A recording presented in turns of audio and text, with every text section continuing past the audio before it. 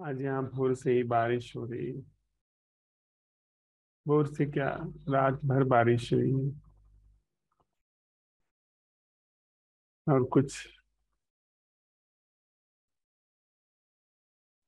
मेढक जैसे जीव आसपास, मेढक, झींगुर ऐसे जीव हैं जो शायद वर्षा काल में ही वे बाहर आते हैं। उनका गीत गूंज रहा है।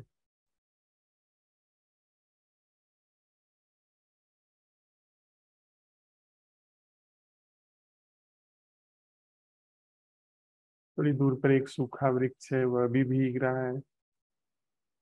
और हरे भरे पेड़ भी भीग रहे हैं।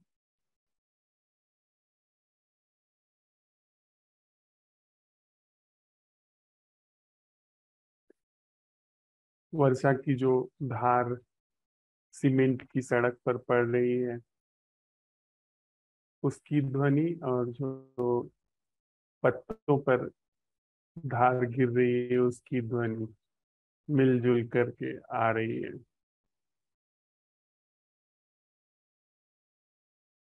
पहाड़ बिल्कुल नहीं दिख रहा है, पर भोर होने को है।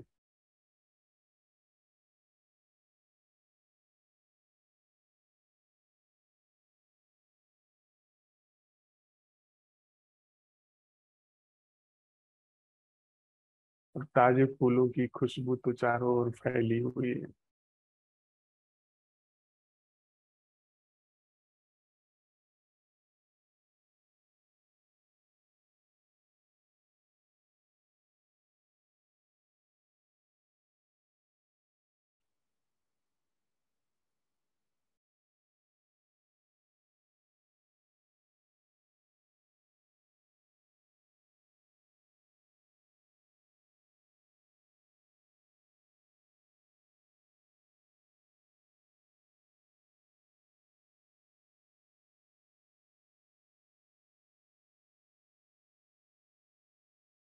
ध्यानशाला के पहले दिन की पहली बैठक में हम सब मित्रों का स्वागत है। आने वाले इन 7 दिनों में हम लोग साथ साथ चलते हुए कुल 14 बैठकें करेंगे, भोर और शाम मिला करके। और औपचारिक रूप से इस बैठक का जो हम लोगों ने बिंदु चुना है वह है मृत्यु और पुनर्जन्म। यह बैठक, यह ध्यानशाला अति महत्वपूर्ण होने वाली है।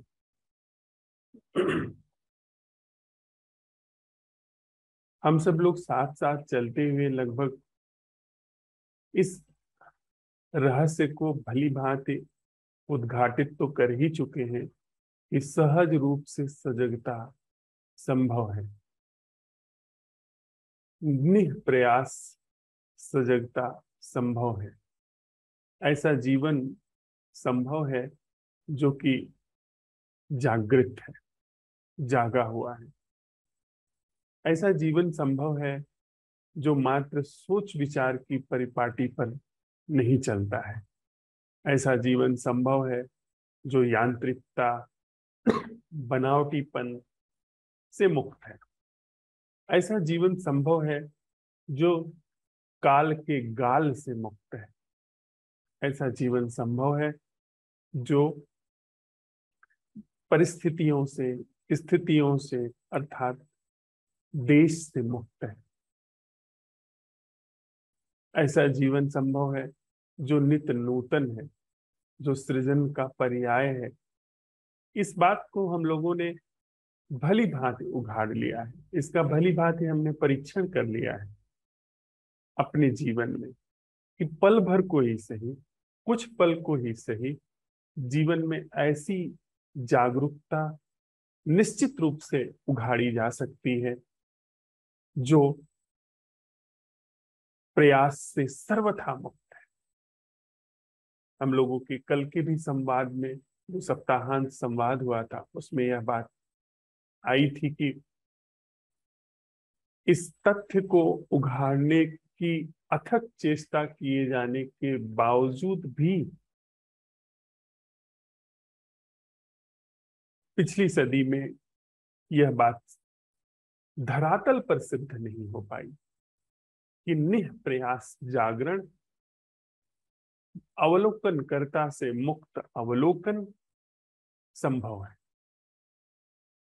लोग उस पर बस संवाद करते रह गए, तथाकथित संवाद करते रह गए, परीक्षण करते रह गए, लेकिन वह बात सिद्ध नहीं हो पाई।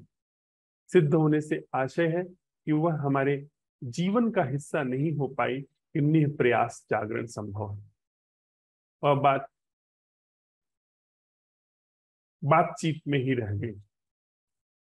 उसको भिन्न भिन्न तरीके से देखा गया, लेकिन वह सूत्र नहीं मिला जिससे कि वह रक्त में प्रवेश कर जाए, वह श्वास में प्रवेश कर जाए, वह जागरण सच में ही धरातल पर घटित होना शुरू कर दे। यद्यपि लोगों ने अथक श्रम किया, सबकी नहीं कह सकते हम लोग, लेकिन कुछ लोगों ने अपना जीवन दांव पर लगा दिया कि इस कीमिया को कैसे जीवन में लाया जाए, लेकिन वह नहीं ला पाए।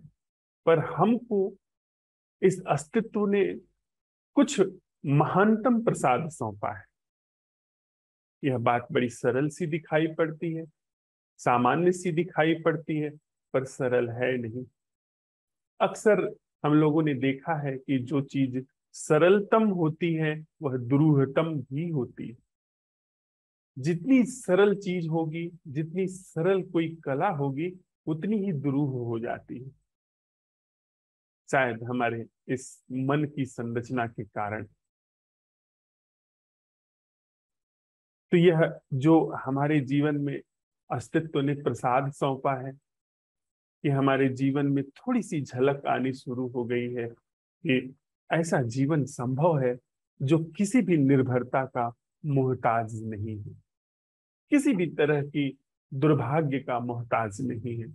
जागरण पल भर कोई से, तो फिर हम लोग साथ साथ इस अस्तित्व को, स्थितियों को, परिस्थितियों को अशेष साधुवाद देते हुए अपनी हृदय की गहनतम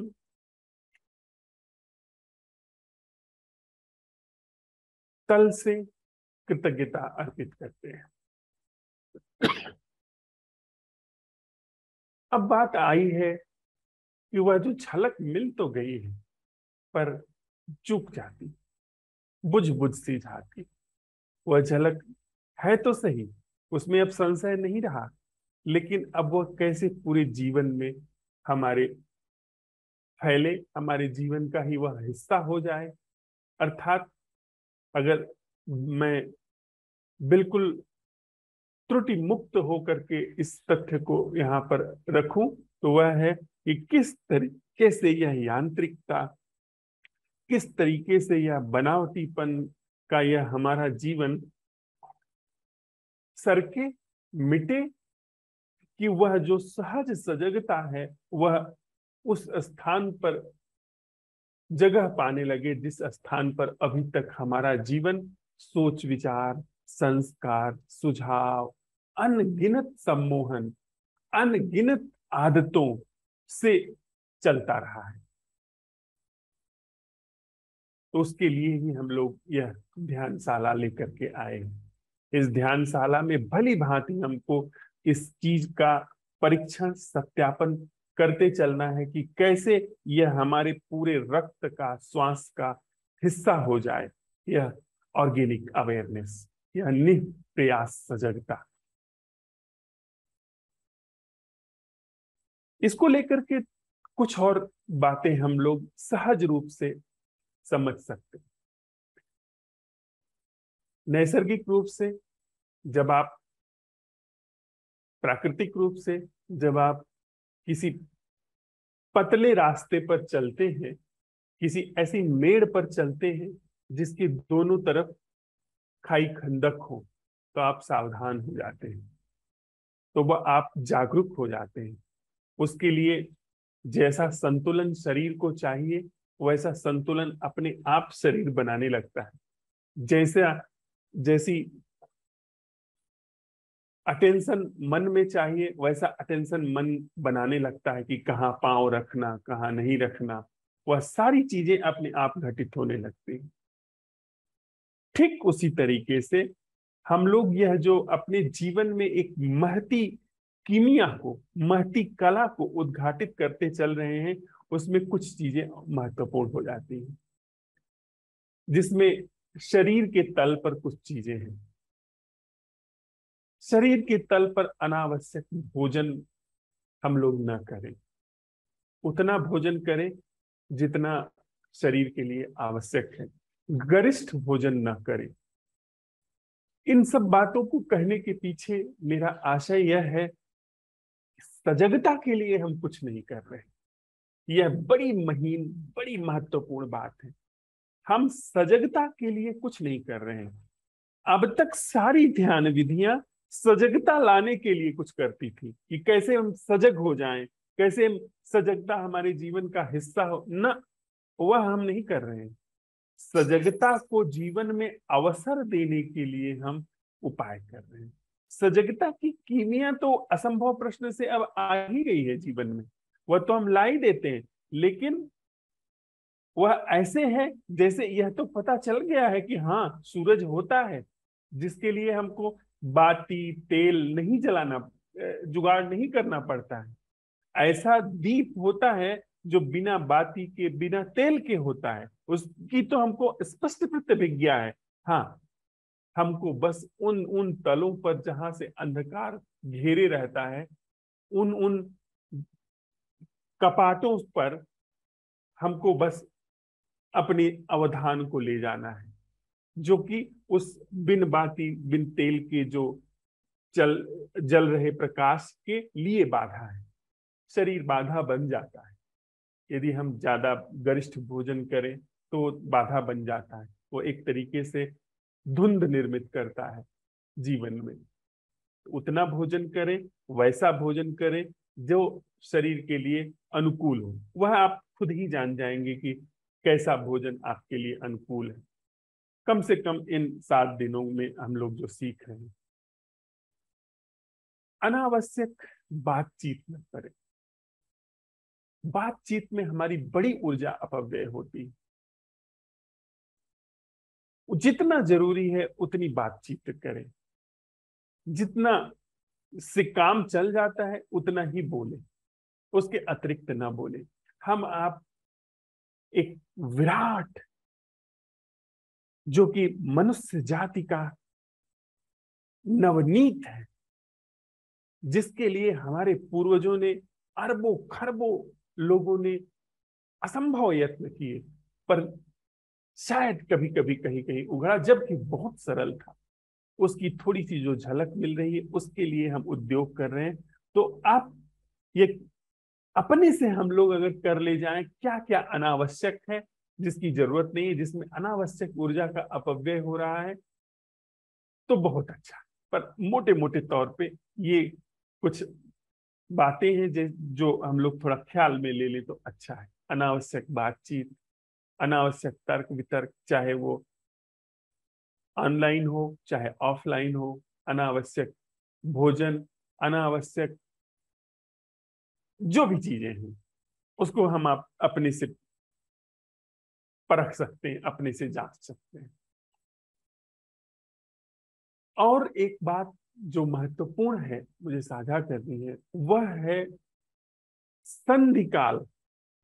संधिकाल का जागरण। जब आप सोने जाएं, जब आप को लगे कि हाँ इतने बजे सोना है, जो कि सोना भी हमारे इस अन्वेषण का हिस्सा है कि कितना हमको सोना है। यदि ठीक समय पर हम लोग नहीं सोते हैं तो ठीक समय पर हम सुबह ताजे नहीं उठ पाएंगे, और ठीक से नहीं सोते हैं तो सुबह ताजे नहीं उठ पाएंगे। उसके लिए थोड़ा सोने के संदर्भ में हम लोग थोड़ी चर्चा कर लें। क्योंकि आज पहला दिन है, पहली बैठक है, इन सारी चीजों को भली भांति अपने अंदर हम बिठा लें तो चीजें स्पष्ट हो जाएंगी और बहुत सहयोगी हो जाएगा यह शरीर, यह मन। सोने से कम घंटे भर पहले हम लोग अपने अंदर की सफाई कर लें। भीतर सफाई असंभव प्रश्न से, सफाई जागरण को अवसर दे करके, वह सहज जागरण जो हम लोग हर बैठक में प्रश्न साझा करेंगे, उन प्रश्नों को लेकर के थोड़ी देर अकेले अपने साथ बैठ जाए, उन प्रश्नों को उठाएं, वो फिसल फिसल जाए, फिसलने दें, फिर आए, फिर उनको उठाएं और उन पर काम करें। सोशल मीडिया से थोड़ा दूर हो जाए इन 7 दिनों के लिए। संधि काल जो होता है, अर्थात जब हम जागृत अवस्था से नींद में जाते हैं और जब हम सुबह उठ करके धीरे धीरे जागृत अवस्था में आते हैं, वह बहुत सहयोगी है। उस समय यदि हम जो ये जागरण के प्रश्न हैं उनके साथ नींद में प्रवेश करते हैं, तो वो प्रश्न हमारे अचेतन गहराइयों तक उतरता चला जाता है और अचेतन गहराइयों तक जो प्रमाद है उनको वह मिटाता चला जाता है। सुबह उठते हैं, आप पाएंगे कि वह असंभव प्रश्न रात भर काम करता रहा, रात भर वह काम करता रहा और सुबह जब उठे उस प्रश्न को मांज ले, जल्दी से उठ करके सोशल मीडिया न देखने लगे। वह जो काम हुआ है रात भर सोने की स्थिति में, उसको थोड़ा सा जागरण की स्थिति तक फैल जाने दीजिए। अगर हम रात में इस असंभव प्रश्न के साथ रहे कि वह अवस्था क्या है हमारे जीवन की जिसमें हमने शैशव काल में प्रवेश किया था, उस प्रश्न के साथ रहे, उसका अन्वेषण चलता रहा, रात भर उस पर अन्वेषण हुआ, रात भर भीतर न जाने कितनी बाधाएं टूटी, न जाने कितनी दीवारें सरकी, न जाने कितने पत्थर सरके, भीतर ग्रंथियां टूटी और सुबह उठते ही यदि हम चीजों में व्यस्त हो जाएंगे, गपशप में व्यस्त हो जाएंगे, सोशल मीडिया पे व्यस्त हो जाएंगे, तो वह जो जो चीजें अभी रात भर काम हुआ है वह जो जागृत जीवन पर फैल करके आती, उस पर वो ब्लॉक लग जाएगी, बाधा लग जाएगी। पर थोड़ी देर अगर हम उठने के बाद थोड़ी देर ऐसे ही अपने साथ बैठ जाते हैं तो वो धीरे धीरे धीरे धीरे हमारे जागृत जीवन का भी हिस्सा होने लगेगा। हमारा शयन हमारा बहुत सहयोगी हो जाएगा, हमारी नींद हमारे लिए बहुत सहयोगी हो जाएगी। और उसी तरीके से दिन भर हमने जो प्रयोग किया, प्रयोग करके शाम को सोने जाने से पहले घंटे भर पहले सारी चीजों से मुक्त हो गए, घंटे भर पहले भोजन कर लिया, तो जो शरीर जो है भोजन पचाने की प्रक्रिया में लगता है वो बहुत ऊर्जा खर्च होती है। तो अगर खाने के तुरंत बाद हम नहीं सोने जा रहे हैं तो शरीर भोजन पचा चुका है। कम से कम 1 घंटा, कहने को तो लोग कहते हैं कि 3 घंटे पहले भोजन कर लेना चाहिए, पर कम से कम 1 घंटा तो होना ही चाहिए। 1 घंटे पहले भोजन करके और उसके बाद थोड़ी देर हम अपने प्रश्नों के साथ रहें और उनके साथ रह करके फिर असंभव प्रश्न लेकर के ही नींद में प्रवेश करें। यानी असंभव प्रश्न से आया सहज जागरण ही लेकर के प्रवेश करें। तो ये संधि काल को लेकर के मुझे बात कहनी थी। बाकी चीजें जो छोटी मोटी हैं, खाने को लेकर के, अनावश्यक गतिविधियों में संलिप्त होने को लेकर के, वो सब आप लोग, हम सब लोग खुद ही अपने जीवन में छाट करके एक तरफ रख लें।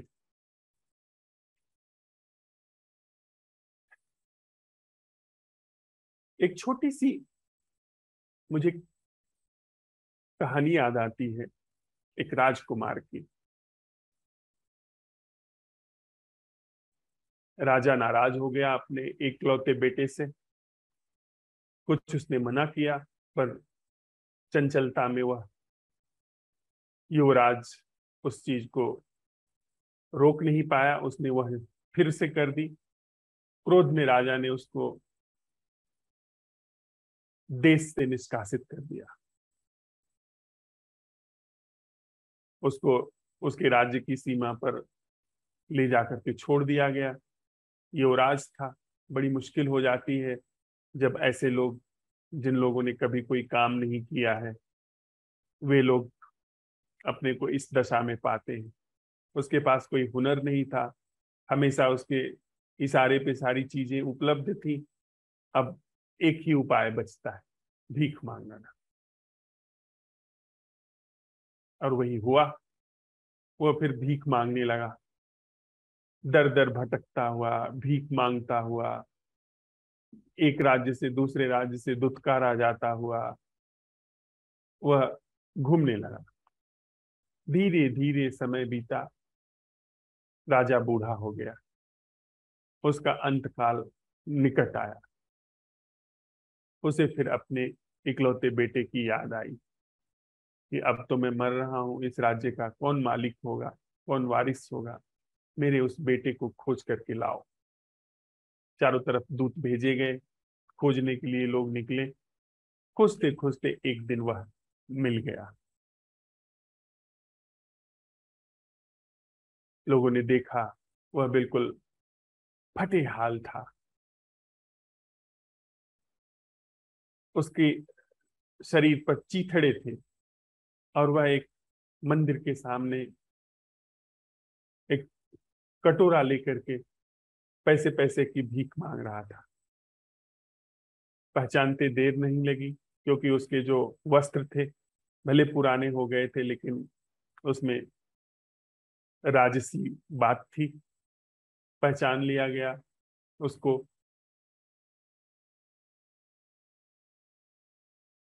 उसको लेकर के लोग रथ के पास आए और उससे पहले वो गिड़गिड़ाता रहा कि मुझे कहाँ लेके जा रहे हैं आप लोग, क्या मुझसे गलती हुई, मुझे क्षमा करिए। पर उसने मंत्री को देखा, थोड़ा थोड़ा उसको पहचाना। वह मंत्री जो था उसके पिता के उम्र का था और 12 वर्ष बीतने के बाद भी वह उसे पहचान गया। थोड़ा सा उसको समझ आई। उस बूढ़े मंत्री ने कहा कि बेटा, तुम युवराज हो, तुम फला राजा के बेटे हो, और चलो, तुम्हारे पिता ने बुलाया है, तुम्हें वे राजगद्दी सौंपने वाले हैं। इतनी सी बात, उसके हाथ से कटोरा गिर गया। उसकी झुकी हुई देह तन करके खड़ी हो गई। उसकी आंखों में मुरझाई हुई चमक लौट आई और उसने जैसे युवराज आदेश देते हैं वैसे ही आदेश दिया। यद्यपि इसके पहले वो सब भूल चुका था, भूलना ही पड़ा। जीवन यापन करना है, भीख मांगनी है, तो युवराज होकर के आप भीख नहीं मांग सकते हैं। और धीरे धीरे वो सब भूल चुका था, लेकिन एक क्षण में उसे सब याद आ गया कि वह तो युवराज है, भावी राजा है। उसने तुरंत रथ को बुलाया कि रथ लाया जाए और सारी व्यवस्था की जाए, उसके स्नान का प्रबंध किया जाए, नए वस्त्रों का प्रबंध किया जाए, उसके बाल ठीक किए जाएं। सारी व्यवस्था उसने तत्क्षण उसने आदेश दिया और कुछ ही देर में सारी व्यवस्था हो गई और उसको रथ पे नए वस्त्र, राजसी वस्त्र पहना करके लेके जाया गया उसके राज्य में। उसका राज तिलक हुआ।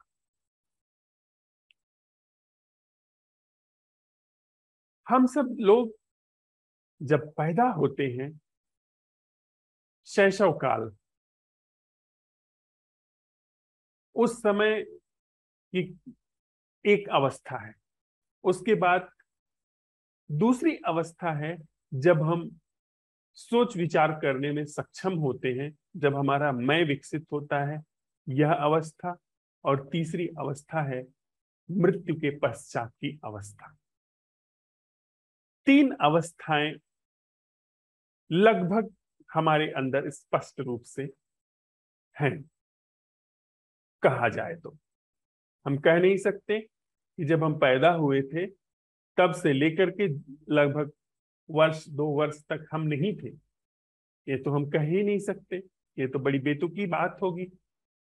और हम उन 2-3 वर्षों की उम्र से लेकर के अब तक या वृद्धावस्था तक अपनी सारे जीवन को जानते परखते हैं।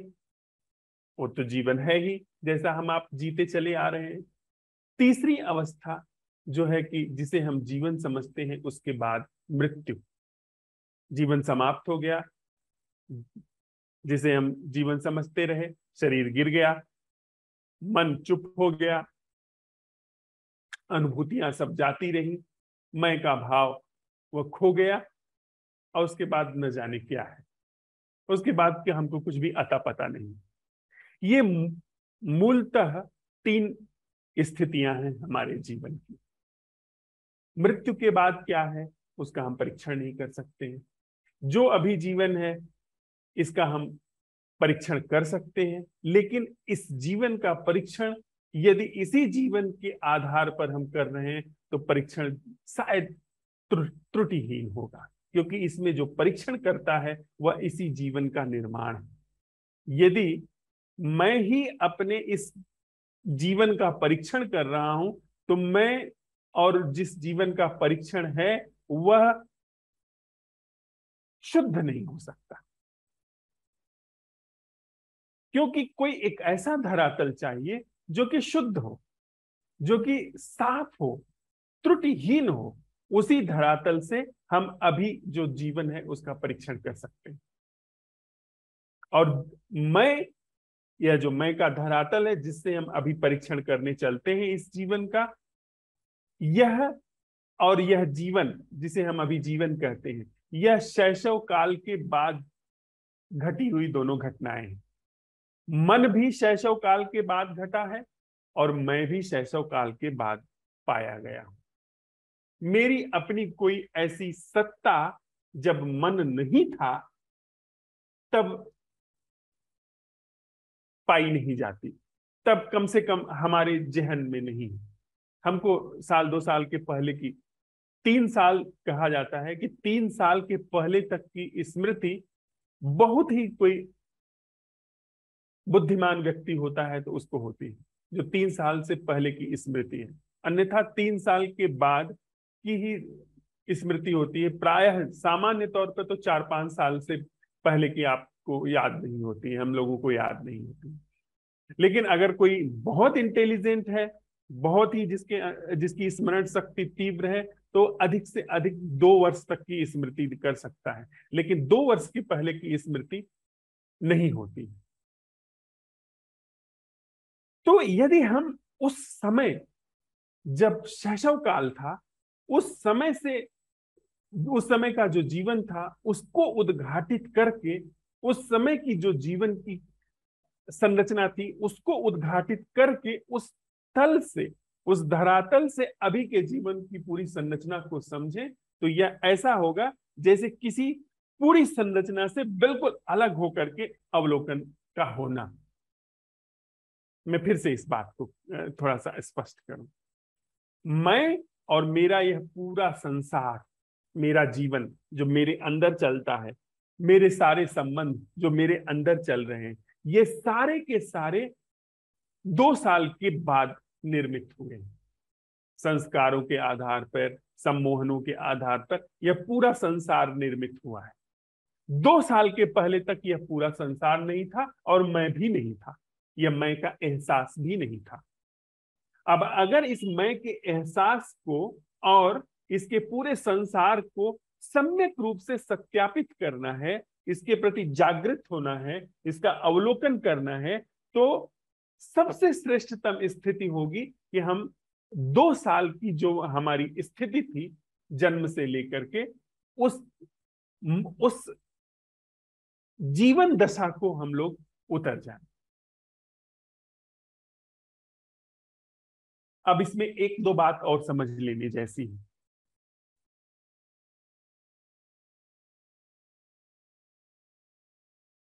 अक्सर हमारे अंदर जो समझ व्याप्त है वो है कि हम बचपन खो चुके हैं। वह जो 2 वर्ष तक की स्मृति थी, सॉरी, 2 वर्ष तक की वह जो जीवित दशा थी, जीवन दशा थी, वो खो चुकी है। हमारे अंदर यह समझ काम करती है और उसकी जगह यह सोच विचार ने ले लिया है। देखिए, हम लोगों के अंदर यही समझ काम करती है कि वो तो 2 वर्ष तक का जो जीवन था वो तो बह गया, वो तो हट गया, अब तो जो जीवन है वो ये है। हमारा सोच विचार, हमारा वैर, हमारी हिंसा, हमारी जलन, हमारी प्रतिस्पर्धा, हमारा संबंधों का द्वंद, हमारी योजनाएं, हमारे पश्चाताप, हमारा क्रोध, वो सब कुछ यह जो जीवन है और हम, ये जीवन ही है। वह जीवन बह गया है जो शैशव काल का था। लेकिन यह बात सच नहीं है। जो शैशव काल का जो जीवन है वो बहा नहीं है, वह सिर्फ ढका है। जो चीज मूल होती है, जो चीज वास्तविक होती है, वह कभी मिटती नहीं। जो चीज आयोजित होती है वह उसे आच्छादित कर सकती है जो मूल है, लेकिन उसको समाप्त नहीं किया जा सकता है, उसको मिटाया नहीं जा सकता है। हमारे 2 वर्ष तक के शैशव काल की जो हमारी जीवन दशा थी वह मिटी नहीं, वह हमारे अंदर जीवन में गहरे में विद्यमान है। हाँ, उस पर हम सब लोगों ने इस जीवन का तथाकथित यांत्रिक जीवन का, बनावटी जीवन का आडंबर हमारे रूप में चल रहा है। हम लोग इस बात में स्पष्ट हैं। हमारे अंदर जो सोच विचार चलते हैं वो एक यांत्रिक और बनावटी प्रक्रिया है। सारे सोच विचारों का जन्म याददाश्त से होता है और याददाश्त उन चीजों की होती है जो चीजें बह चुकी हैं, घट चुकी हैं। सारी याददाश्तें प्रतीकों में होती हैं, संकेतों में होती हैं। वे वह चीज नहीं है जिस चीज की वे याददाश्त है। मेरे अंदर जो वर्षा शब्द है या वर्षा शब्द की स्मृति है, वह चीज नहीं है जो वहां पर घट रही है। वह जो बारिश हो रही है वह चीज मेरे अंदर नहीं जा सकती। बारिश शब्द जा सकता है, बारिश ध्वनि की स्मृति जा सकती है, बारिश शब्द का यह यह जो स्वरूप है, इसकी प्रतिछवि मेरे मस्तिष्क में जा सकती है, पर बारिश मेरे मस्तिष्क में नहीं जा सकती है। ये जीवित घटना मेरे अंदर संचित नहीं हो सकती है। तो सारे सोच विचार उसी स्मृति से पैदा होते हैं, उसी याददाश्त से पैदा होते हैं। इस कारण वे जीवित नहीं है। जीवित घटना यह है जो सामने घट रही है और सोच विचार के आधार पर यह पूरे जीवन का आडंबर, पूरे जीवन का प्रसार और इस सोच विचार के आधार पर निर्मित हम, जो कि 2 साल तक निर्मित नहीं थे। सोच विचार जैसे जैसे जीवन में जगह लेने लगा वैसे वैसे हम भी निर्मित होने लगे हैं। तो यह सारी संरचना आरोपित है, आयोजित है। जरूरी है, सोच विचार जरूरी है, अन्यथा हम लोग इतनी दूर बैठ करके इस यंत्र से संवाद नहीं कर पाते। इस यंत्र को सोच विचार ने ही बनाया है, लेकिन जीवन और संबंध के क्षेत्र में वो बिल्कुल भी जरूरी नहीं है। जीवन और संबंध के क्षेत्र में इस सोच विचार की उपस्थिति उस जीवन को, संबंध को विषाक्त कर रही है। हम लोगों के हजारों साल की सभ्यता का यह परिणाम है। इसी सोच विचार ने जंगें पैदा की हैं, युद्ध पैदा किए हैं। इसी सोच विचार ने सब तरीके की वैमनस्यताएं पैदा की हैं। इतनी बात यदि हमको स्पष्ट है तो फिर हमारी स्थिति वैसी है जैसी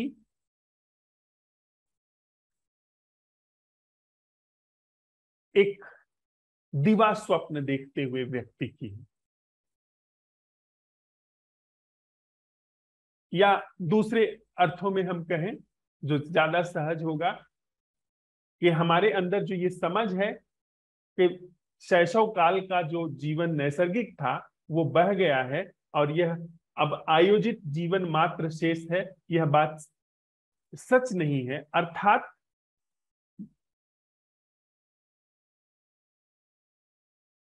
जो शैशव काल का हमारा जीवन है वो अभी हमारे जीवन में यथावत विद्यमान है। उसी भूमि पर यह सारा आयोजन घटित हुआ है। दूसरी तरीके से हम लोग इसको देखें, यह आयोजन ऐसा नहीं है कि नीचे पत्थर है, उसके ऊपर एक दूसरा पत्थर है और उसके बाद एक तीसरा पत्थर है। अर्थात शैशव काल और शैशव काल के ऊपर यह हमारा तथाकथित आयोजित जीवन, शैशव काल का जीवन, उसके ऊपर यह तथाकथित आयोजित जीवन। ऐसा नहीं, इस शैशव काल के ऊपर यह जो आयोजित जीवन है यह परिकल्पित है, यह बस भास रहा है, यह बस आयोजित हुआ है, यह एक तिलिस्म की तरह वहां विद्यमान है। वस्तुतः इसकी कोई सत्ता नहीं। असल सत्ता वो है जो वह शैशव काल तक का जीवन है उसकी। शैशव काल तक के जीवन की जो परिस्थिति है वो और ये जो ऊपर का जीवन है, इसमें वस्तुतः कोई भी तालमेल नहीं, कोई भी लिंक नहीं। इस पर यह आच्छादित है जो हमारा अभी का जीवन है, लेकिन इसका इससे कोई संबंध नहीं, क्योंकि एक एक वास्तविक है, एक परिकल्पित, एक बस प्रक्षेपित है, आयोजित है। हमने बस परिकल्पना कर ली, तभी तो ये क्षण भर में भंग हो जाता है। हम आप जब यह प्रश्न उठाते हैं कि वह जीवन क्या है जो मैं नहीं कर रहा हूं, मैं के सारे क्रियाकलाप तत्क्षण भंग हो जाते हैं, पल भर के लिए ही सही, लेकिन तत्क्षण भंग हो जाते हैं। वही जीवन पाया जाता है जो शैशव काल का है, जो शैशव काल की अवस्था का है, वही जीवन वहां पर पाया जाता है। और यह पूरा आयोजित जीवन तत्क्षण भंग हो जाता है, क्योंकि इसकी कोई सत्ता नहीं है। यह वास्तव में है नहीं, पर हमारे पूरे जीवन को आच्छादित किए हुए है। हम हैं नहीं, पर देखिए ना कैसे आच्छादित किए हुए। हम कैसे दावे करते हैं कि नहीं, मैं तो जीवन का कर्णधार हूं। लोगों के, हम सब लोगों के अहम, उनकी वानगी हम सब देख सकते हैं कि कैसे जीवन में छाई हुई है। लेकिन असल क्या है? वही शैशव काल तक का जीवन, वही वास्तविक जीवन। और जब हम असंभव प्रश्न उठाते हैं तो उसी शैशव काल तक के जीवन तक सरक जाते हैं। अब थोड़ा सा और आगे बढ़ते हैं। बस एक चीज अब और रह गई जो आज की वार्ता में हम लोग साझा कर सकते हैं, वह है कि शैशव काल तक का जीवन, जबकि सोच विचार नहीं विकसित हुआ है, जो कि वहां हमारे अंतस में वह शैशव काल तक के जीवन का ढंग, जीवन का जीवन वहां विद्यमान है, उसमें एक चीज नहीं, वह है जागरण, अवेयरनेस। छोटा बच्चा 2 वर्ष तक की उम्र तक उसके अंदर सोच विचार नहीं होता है, मस्तिष्क काम नहीं करता है, क्योंकि अभी वो मस्तिष्क की कोशिकाएं मेच्योर हो रही हैं, बन रही हैं, अभी उन्हें संस्कारित किया नहीं जा सकता। लेकिन वह सजग भी नहीं हो सकता है। इसका अर्थ यह नहीं, जिन लोगों ने कहा है, जैसे जीसस क्राइस्ट कहते हैं कि मेरे प्रभु के राज्य में वे प्रवेश करेंगे जो बच्चे जैसे हैं। बच्चे नहीं, बच्चा है तो वह रिक्त, लेकिन जागरण को उपलब्ध नहीं। इसलिए कहें तो यह मन की पूरी संरचना से गुजरना एक अनिवार्य बुराई है, क्योंकि बच्चा पता नहीं सीधे जागृत हो सकता है या नहीं, वो जागरण को उपलब्ध हो सकता है नहीं। पर अब हम लोग अपने तथ्य पर बात करें, वह है कि शैशव काल का जो तल है, उस तल तक जीवन का प्रश्न उठा करके उतरना, पर जागृति में, जागरण, उतनी निर्दोषिता को उपलब्ध होना जैसे बच्चे की है, पर जागृत, होशपूर्ण, चैतन्यपूर्ण। वह आप देखें, छोटे बच्चे का जो जीवन है, उसकी आंखें हैं, कान हैं, आंखों से वह देखता है, कान से वह सुनता है, पर कुछ रिकॉर्ड नहीं होता है। बड़ी बहुत मोटी मोटी बातें हैं, जैसे वो माँ का चेहरा धीरे धीरे पहचानना शुरू कर देता है, माँ की आवाज पहचानना शुरू कर देता है। बहुत बेसिक चीजें हैं जो कि इतने अचेतन तल पर उसके होती हैं, जो कि शरीर को बनाए रखने के लिए, चलाए रखने के लिए जरूरी है। उसके अंदर मैं नहीं विकसित होता है, उसके अंदर मैं जैसी कोई चीज नहीं विकसित होती है। आप सब लोगों ने देखा होगा, बच्चे को अगर चोट लग जाती है दीवार से, तो वो आकर के कहता है कि इस दीवार को मारो। उसके लिए दीवार में और व्यक्ति में कोई अंतर नहीं है, उसके लिए इस व्यक्ति में उस व्यक्ति में कोई अंतर नहीं है। वो अभी भेद नहीं कर पाता है। ये छोटे बच्चों को आप पढ़ सकते हैं, देख सकते हैं। तो जो शैशव काल की अवस्था है, उसमें मस्तिष्क बिल्कुल सक्रिय नहीं है, सोच विचार बिल्कुल सक्रिय है ही नहीं। और ऐसी स्थिति में यह नहीं है कि शरीर उसका जीवित नहीं है, बल्कि हम सबसे ज्यादा जीवित है, हम सबसे ज्यादा वो सुनता है। क्योंकि हम सब तो बड़े सोच विचार से भरे हुए हैं, तो इसलिए हमको ठीक से सुनाई नहीं पड़ता, दिखाई नहीं पड़ता।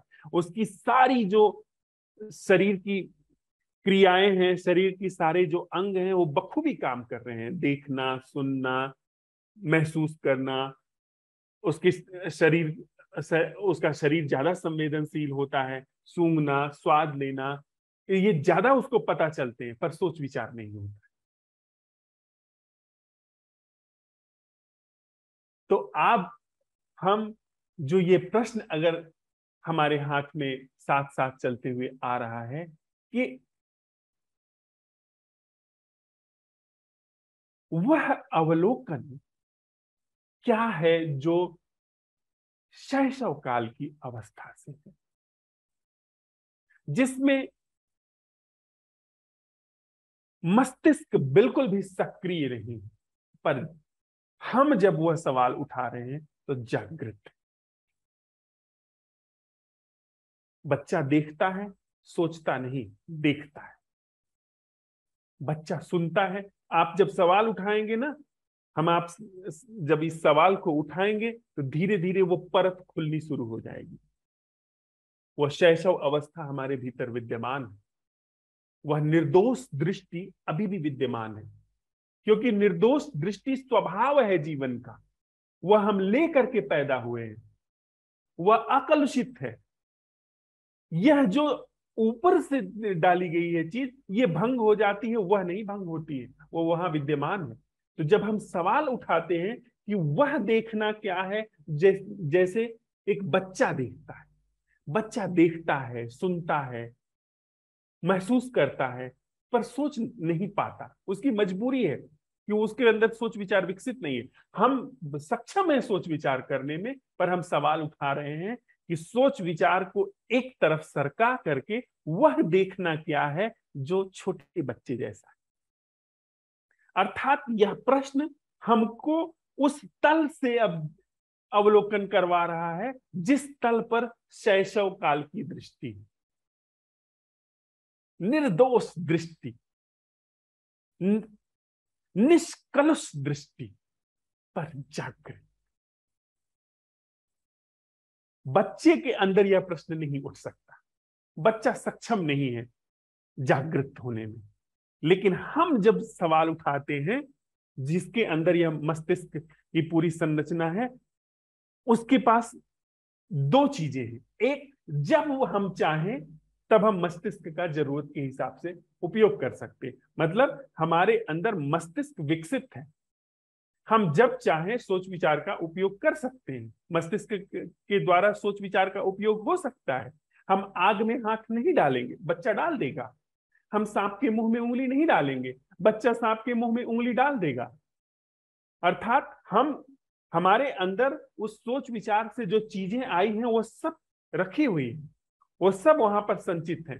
पर अवलोकन जो हो रहा है वह उसी निर्दोष स्थिति से, निर्दोष आंखों से हो रहा है, हमारे असंभव प्रश्न के द्वारा, जैसे बच्चे का। और बच्चा, दूसरी चीज, पहली चीज, बच्चा चाहे भी तो सोच विचार नहीं कर सकता। हम जरूरत हमारे जीवन में जरूरत पड़ने पर सोच विचार का उपयोग हो सकता है। और दूसरी स्थिति, बच्चा चाहे भी तो जागृत नहीं हो सकता, जागरण को उपलब्ध नहीं हो सकता। लेकिन हम इस असंभव प्रश्न के द्वारा मन के पार उस निर्दोषिता में जागृत हो सकते हैं, उस निर्दोष दृष्टि में जागृत हो सकते हैं। यह जो जागृत होने की अवस्था है, यह इंसान को अस्तित्व का दिया हुआ श्रेष्ठतम वरदान है, जिसकी हमें झलक अब आनी शुरू हो गई, जिसकी रंध्र जो है खुलनी शुरू हो गई। और अब उसी रंध्र को हमको बस अपने सारे यह आयोजित चित्त के सारे जो क्रियाकलाप हैं उनको एक तरफ सरका करके, जो कि हम असंभव प्रश्नों के माध्यम से करते हैं, और अभी कुछ और हम प्रयोग करेंगे कृतज्ञता के, धन्यता के, साधुवाद के, जिसके माध्यम से ये सारी चीजें सरकनी शुरू हो जाएंगी। हम उस निर्दोष दृष्टि और जागरण को अवसर दे रहे हैं, जो कि हमें अस्तित्व का प्रसाद मिला है। अर्थात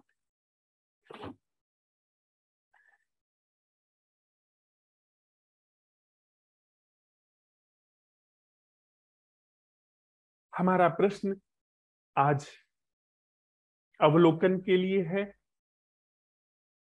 दिन भर साथ में परीक्षण के लिए है कि क्या हमारे जीवन में वह दृष्टि है जैसे बच्चा देखता है।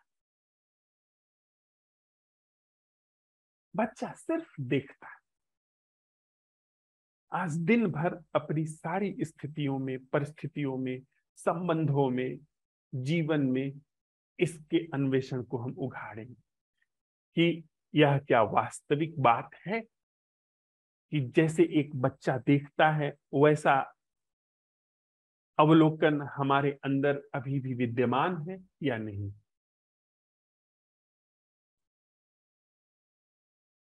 इसको हम आज पूरे दिन अपने साथ रहते हुए सत्यापित करेंगे कि वह देख, क्या हमारे जीवन में कोई देखना ऐसा है जैसे बच्चा देखता है, कोई देखना ऐसा है जैसे बच्चा सुनता है। बच्चा, हम लोग स्पष्ट हैं इसमें कि बच्चा सोच नहीं सकता, देखते समय, सुनते समय सोच नहीं सकता, तो क्या ऐसा कोई बच्चे जैसा देखना है? इसका हम लोग परीक्षण करेंगे। और फिर जो भी हमारे साथ परीक्षण में, अवलोकन में आता है, उसको सांझ की बैठक में हम लोग साझा करेंगे। यह बात स्पष्ट है कि इस अवलोकन के लिए, इस परीक्षण के लिए, इस सत्यापन के लिए जो भी आवश्यक है वह अपने आप हमारे जीवन में जगह लेता चला जाएगा। इतनी सी बात इस बैठक में मुझे शुरुआत में निवेदन करनी थी। पहली बात कि जो आवश्यक है वो होना। दूसरा, संधि काल पर विशेष ध्यान, कि संधि काल के समय हम लोग थोड़ा सा अवसर दें, सोने से पहले और जागने के बाद हम थोड़ा सा प्रश्नों को अच्छी तरह मांझ करके फिर इन दोनों ही अवस्थाओं में प्रवेश करें।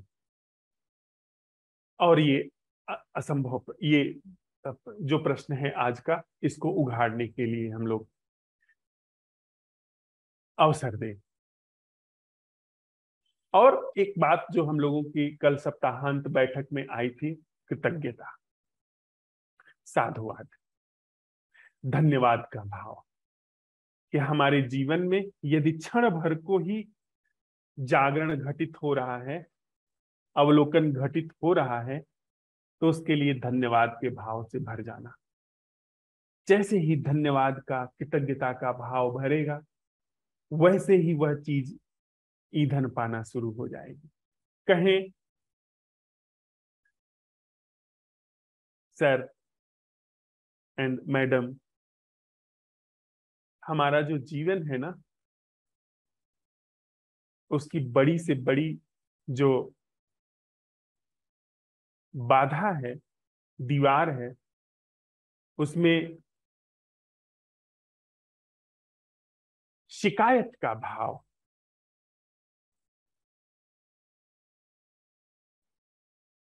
सबसे महत्वपूर्ण है।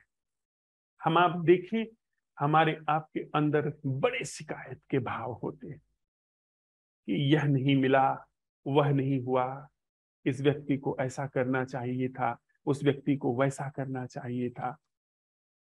यह बाधा है। यह जीवन की परम धन्यता के उतरने के लिए बड़ी से बड़ी बाधा है।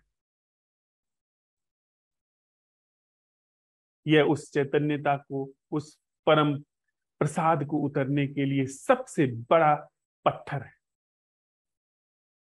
सब लोग हम शिकायत के भाव से भरे रहते हैं, और यही भाव यदि मिटना शुरू हो जाए और सम्यक जमीन पर, यानी वह जो जागरण की जमीन है, उस जगह पर अगर शिकायत के भाव की, मांग के भाव की, जो हम वहां भी ये दरिद्रता वाला भिखारीपन लेकर के पहुंच जाते हैं ना, कि ये कैसे और बढ़े, ये कैसे और बढ़े, मुझे और चाहिए। नहीं, ये हमारी पुरानी आदत है कि हम हर संबंध में गए, वहां पर पहुंचने की बड़ी लालायित हुए कि वहां वह व्यक्ति मिल जाए तो सब जीवन में फूल खिल जाएंगे। वो व्यक्ति मिल गया, वो सारी चीजें मिल गई, हम फिर भिखारी हो गए।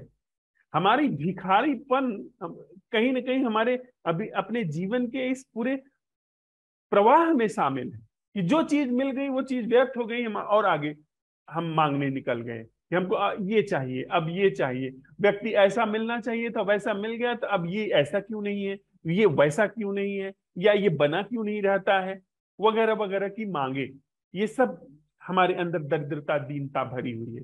अगर इस दरिद्रता, दीनता के बजाय जितना हमारे जीवन में होश आया है, ऑर्गेनिकली, सहज रूप से निष्प्रयास होश है, यदि उसी के प्रति हम साधुवाद, धन्यवाद, अहोभाव और उत्सव के भाव से भर जाते हैं, आप पाएंगे कि आपका उत्सव का भाव, आपके धन्यवाद और अहोभाव का भाव ईंधन की तरह बढ़ने लगा, जलने लगा। वही जो निष्प्रयास आई सजगता, जो क्षण भर में मिट जाती थी, वो अवसर पाने लगी, पूरे जीवन में पसरने लगी। आप पाओगे कि असंभव प्रश्न उठाने की भी जरूरत नहीं है, वहां पर धन्यवाद का भाव और निष्प्रयास सजगता सहज रूप से विद्यमान है। कोई भी परिस्थिति हो, कोई भी स्थिति हो, भीतर वह विद्यमान है। वह वहां पर रह करके और बाकी सारी चीजों को अपने आप निर्देशित कर रही है। आप समझो कि अगर जागरण है और धन्यवाद का भाव है, अंदर उत्सव है, कैसे भला आप दुखी रह पाओगे? कैसे आपके जीवन से असम्यक कर्म घटित होंगे? असम्यक संबंध में व्यवहार कैसे असम्यक घटित होगा? ऐसा कुछ भी नहीं हो पाता। संबंध ही असम्यक नहीं बचते हैं, संबंध का ढंग ही असम्यक नहीं बचता है। उसी व्यक्ति के साथ जिसके साथ आप रह रहे हैं, सारी असम्यकता समाप्त हो जाती है। यह संभव है। निष्प्रयास जागरण और अहोभाव, यह महासूत्र है जो हमें हाथ लग गया उसको अब जीवन में आच्छादित करने का। तो थोड़ी देर के लिए हम लोग साथ में बैठते हैं, फिर संक्षेप में हम सब लोग जो भी आसपास घटित हो रहा है, जिसके लिए हमें उपस्थित होना बड़ा जरूरी है। अगर हमको अपनी मुझे पांचों ज्ञानेंद्रियों के प्रति अभिव्यक्ति देनी है, तो उपस्थित होना होगा जहां पर मैं हूं। उस उपस्थिति के आधार पर ही मैं अभिव्यक्ति दे सकता हूं। यदि मैं खोया हुआ हूं, तो यहाँ बारिश हो रही है, गीत बारिश के गूंज रहे हैं, खुशबू फूलों की चारों तरफ फैली हुई है जो बाहर खिले हुए हैं, तो मुझे अता पता ही नहीं रहेगा। तो सबसे पहले हम लोग थोड़ा उपस्थित हो जाएं जहां पर हैं, निष्प्रयास जागरण वाले प्रश्न के साथ, असंभव प्रश्न के साथ कि वह उपस्थिति क्या है जो मैं नहीं कर रहा हूं शारीरिक तल पर, और फिर जो भी कुछ घट रहा है उसे अभिव्यक्ति दें। थोड़ी देर के लिए हम लोग साथ में बैठते हैं, इसके बाद फिर हम संक्षेप में अपनी अपनी अभिव्यक्ति दें, और जो हम लोगों ने अभी संवाद में साझा हुआ है उसको लेकर के यदि कोई भी संशय हुए तो वहां पर यहाँ पर हम लोग साझा कर लें, उसको पूछ लें।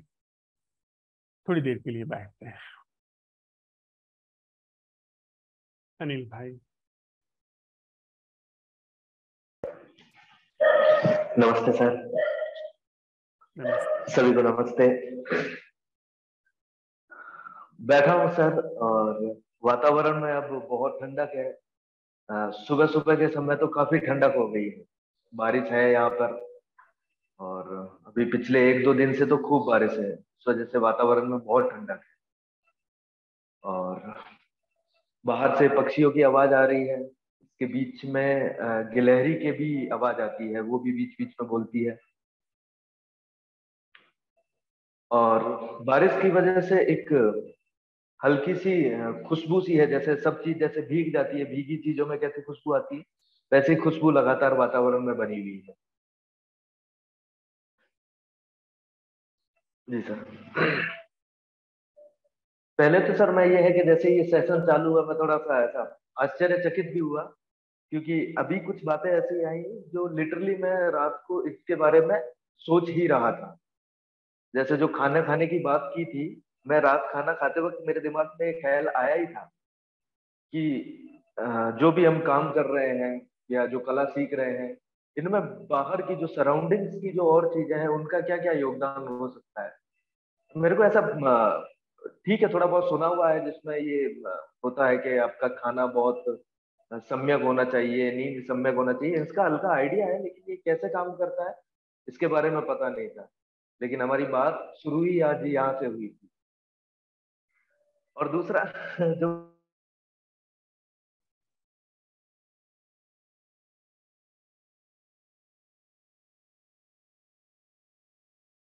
अनिल भाई आपकी आवाज पाज हो गई है। मैं मतलब कह रहा हूँ, तो उसे जब मैं देखता हूँ एकदम शांत सा है।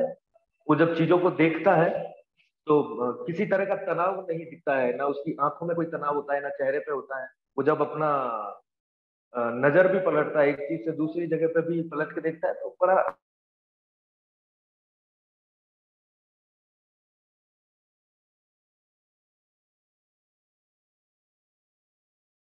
अनिल भाई कोई आपकी व्यग्रता आवाज नहीं है उसमें। ऐसा सोच रहा था कि मैं क्या ये आवाज नहीं आ रही, आवाज एक बीच मिनट। बीच में रुक जा रही है। आवाज कट हो रही है। हाँ अब बोलिए, अब आ रही है। ठीक है, मैं कोशिश करता हूँ सर, आती है तो, नहीं तो मैं बाद में बोल दूंगा। ऐसा है, हो नहीं सकता है अभी कुछ बोलिए। नेटवर्क का इश्यू हो। जी। तो मैं ये देख रहा हूँ कि जब एक बच्चा देखता है अपने आसपास की चीजों को, तो उसके साथ क्या घटित हो रहा होता होगा। मैं ऐसा सोच रहा था, तो मुझे ख्याल भी आया कि शायद अभी, जैसा आप अभी बता रहे थे कि अभी मन इतना विकसित नहीं हुआ है, उन चीजों को वो नाम नहीं दे रहा होगा, उन चीजों को समझ नहीं रहा होगा, खाली देख रहा होगा।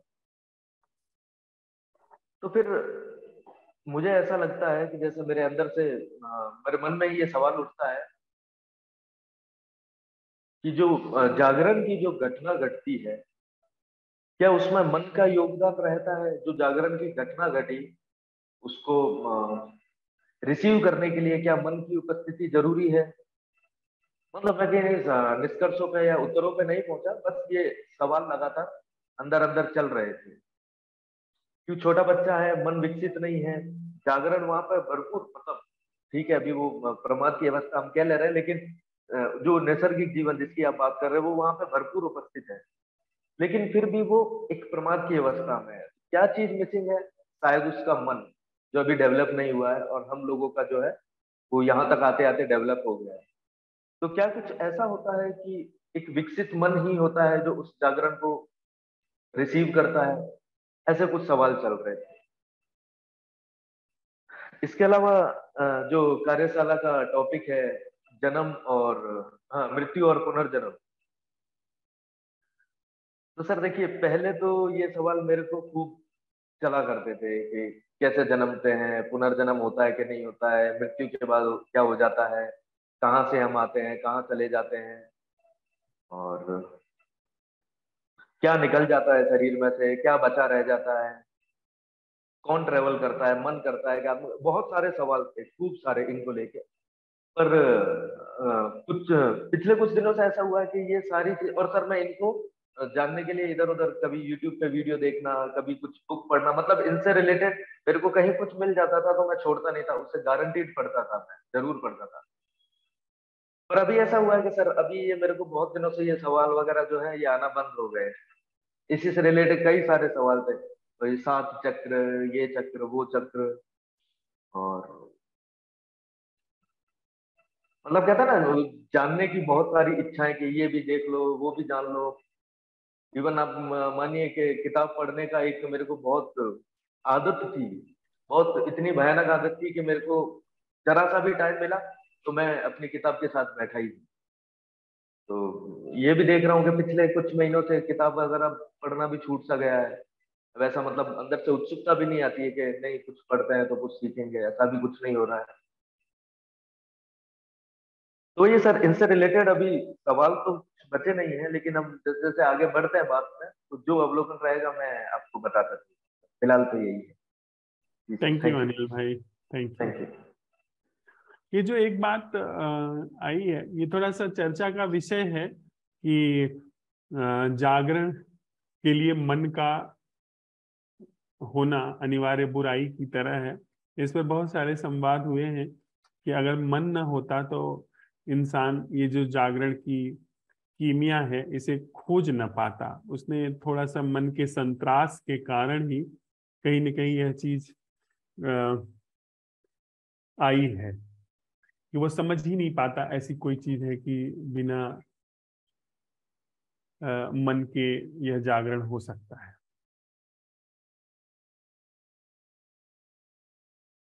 लेकिन सीधा कोई संबंध तो नजर नहीं आता कि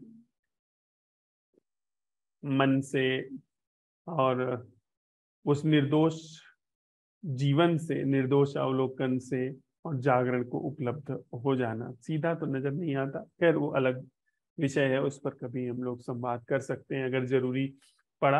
अन्यथा अभी जो हमारी वर्तमान स्थिति है, वस्तु स्थिति, उसमें जागरण महत्वपूर्ण है, जागरण असल है। उस पर ही हम लोग साथ में चलें, बहुत अच्छा है। और ये जो हमारी ध्यानशाला है, मृत्यु और पुनर्जन्म, ये वस्तुतः मृत्यु और पुनर्जन्म की जो हमारे अंदर पूरी व्याख्या है, उसके सारे जो संत्रास अंदर रखे हुए हैं, भय रखे हुए हैं, उसी को और भी विधिवत मिटाने के लिए ही हम लोगों ने इसको साझा करना ठीक समझा। और ये मूल भय है कहीं न कहीं मृत्यु, और मृत्यु के पश्चात की जो कहानियां हैं वो भी इस चीज में शामिल हैं। इसलिए भी इस चीज को समझा, इसको अगर भली भांति हम लोग समझ लेते हैं तो फिर हमारे जागरण में, जो कि हम संवाद में भी और इसके अन्वेषण में भी करते चलेंगे, वो हमारे लिए और भी सहयोगी हो जाएगा। उसका जो परीक्षण होकर के आएगा। थैंक यू अनिल भाई। नमस्ते भावना जी। जी नमस्ते भैया, सभी को नमस्ते। नमस्ते भावना।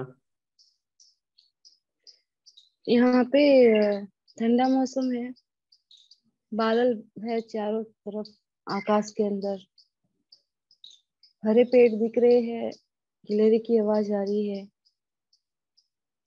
चिड़िया की आवाज आ रही है। अभी मैं यहाँ पर आई जब मेरे साथ में एक कुत्ता था, तो वो यहाँ पे आकर बैठा और गिलहरियां यहाँ वहाँ घूम रही थी। तो अचानक से मतलब वो उसके ऊपर मतलब ऐसा लगा कि झपटा मार देगा, लेकिन वो अपनी जगह पे ही था। लेकिन अचानक से वो चौंक गया, ऐसा कुछ हुआ था। तो मेरे मन में ऐसा आया कि कहीं है ना, मतलब कि वो गिलहरिया को मार देगा। मतलब एक भय सा पैदा हो गया अंदर, वो मार देगा उसको इस तरह से। और जब हमारा संवाद, आप संवाद कर रहे थे तो सुन रही थी, तो बीच बीच में है ना, पता नहीं मैं मेरे अंदर बेसुधी आ रही थी और पता नहीं मैं कहाँ जा रही थी। आपकी आवाज ऑटोमेटिक ही कानों में नहीं सुनाई दे रही थी, और फिर अचानक से वापस सुनाई दे रही थी। मतलब आप की ऑडियो तो आपकी सुनाई दे रही थी वैसे, लेकिन मैं पता नहीं अंदर से कहाँ जा रही थी, पता नहीं बेसुधी सी आ रही थी, ऐसा लग रहा था, सुनाई नहीं दे रहा था। ये अब की बार ही ऐसा हो रहा है, लेकिन पूरी मतलब अवलोकन मतलब पूरे जागरण के साथ में मैं आपको सुनती हूँ, लेकिन अब की बार ऐसा हो रहा था कि जैसे कि पता नहीं जागरण अंदर आ रहा था और जा रहा था, पता नहीं क्या हो रहा था, ऐसा हो रहा था। बस इतना ही कहूंगी। हम लोगों का आज का प्रश्न है भावना कि जी क्या हम जीवन जैसा भी है, जो भी है, उसको उस आंख से देख सकते हैं जैसी आंख हमारी शैशव काल में थी, और वह आंख अभी विद्यमान है। जी वह वह जीवन अभी विद्यमान है। तो हम इस प्रश्न के साथ देखना शुरू करें कि वह देखना का क्या है जो एक शैशव वाले बच्चे का है, शैशव काल के बच्चे का है। जी शैशव काल वाले बच्चे की नजर से देखना क्या है। तो अपने आप हमारे भीतर वो जो छोटे बच्चे वाली आंख है वो उघड़नी शुरू हो जाएगी। और थोड़ा सा सावधान रहना भावना जी आप, कि यह चीज ज्ञान न बनने पाए। ज्ञान बहुत तेजी से बन जाता है कि वह देखना क्या, इसको प्रयोग करो। अभी सुनते हुए मुझे, या इस पूरी बैठक में सुनते हुए प्रयोग करो कि वह सुनना क्या है जैसे बच्चा सुनता है। छोटे बच्चे वाला सुनना क्या है। और जब आप सवाल उठाओगी तो छोटे बच्चे वाला सुनना जो हमारे अंदर भीतर बैठा है, वह सुनना तो घटेगा ही, अवेयरनेस भी घटेगी। जी भैया। उस सुनने के साथ ही साथ अवेयरनेस आएगी। अब अगर हम इस प्रश्न के साथ सुनते हैं ना, तो बच्चे वाला सुनने की निर्दोषिता भी सुनने में आएगी, और साथ ही साथ अवेयरनेस भी रहेगी। इस प्रश्न के साथ प्रयोग करिए धरा जी। धन्यवाद।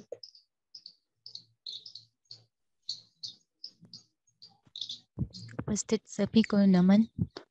नमस्ते धरा जी नमस्ते।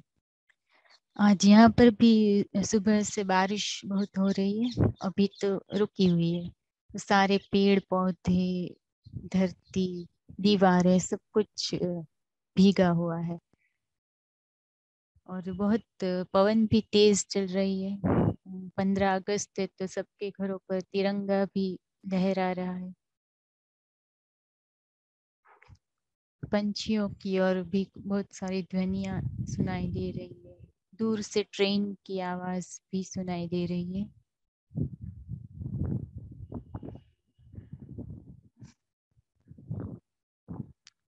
और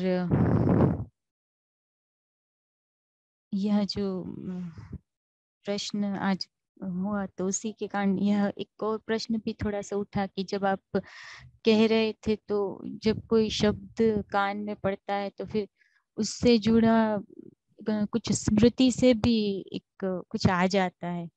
तो वह भी सजगता में दिखाई तो दिया कि यह एक शब्द जैसे कि भिखमंगापन, या तो उससे जुड़ा फिर जो भी पूरा सुना था तो स्मृति से भी वह जागृत हुआ, तो फिर वह सजगता भी रही कि यह स्मृति से उठा।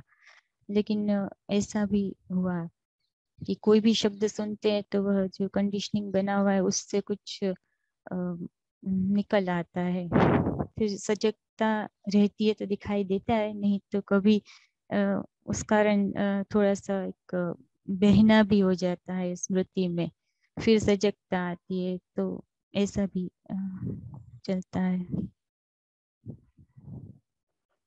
जी धन्यवाद। धरा जी, एक इसमें हम लोग और बात साथ में साझा करते हुए चले कि वैचारिक तल पर सावधान होना ये थोड़ा सा सरल भी है, लेकिन हम लोग सजगता का उपयोग कर रहे हैं, सॉरी, सजगता का प्रयोग कर रहे हैं। सजगता से आशय है कि देखना, रोए रोए से देखना, सुनना, रोए रोए से सुनना, कि शरीर की भी सारी गतिविधियां, शरीर की सारी ज्ञानेंद्रियां भी अपनी उच्चतम क्षमता में वे उपस्थित हैं और सजग हैं।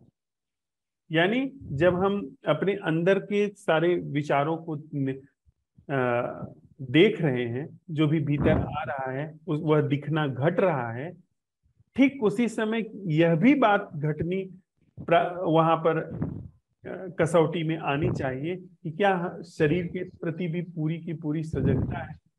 क्योंकि मन अभी इस अवलोकन में आया एक मित्र के साथ कि वो कहते हैं कि वो उनकी बुद्धि इस तरीके से तैयार हो गई है कि वो किसी भी चीज को देख लेती है, यह चीज सही है, यह चीज गलत है, और उसके प्रति जागरूक है। तो बुद्धि की जागरूकता वो कह रहे हैं कि बहुत है, पर शरीर की जागरूकता के संदर्भ में वे कहते हैं इसकी जरूरत क्या है। शरीर ठीक है, अपना काम कर रहा है, असल समस्या तो बुद्धि की है ना। वहां जागरूक हो गए, वहां तो मुझे समझ में आ गया है कि भय जैसी कोई चीज नहीं है। भय आता है तो मैं उसको छांट देता हूँ कि अरे ये भय क्यों आ रहा है, भय तो अप्रासंगिक है। ये बुद्धि के निष्कर्ष हैं। तो जब सजगता का हम लोग उद्घाटन कर रहे हैं तो हमारा प्रश्न शरीर के प्रति भी सारी सजगता, यानी जैसे मैं अभी अगर बोल रहा हूं तो बोलने में इस प्रश्न के साथ बोलूं, यदि सजगता नहीं है कि वह बोलना क्या है जिसमें अखंड सजगता है, शरीर से लेके मन से लेकर के सारी भावनाएं जो है, इमोशंस अगर उठ रहे हैं गिर रहे हैं, उनके प्रति एक अखंड सजगता है। जी। शरीर बहुत महत्वपूर्ण है, उसके प्रति जागरूक होना, उसकी गतिविधियों के प्रति जागरूक होना। धन्यवाद धारा।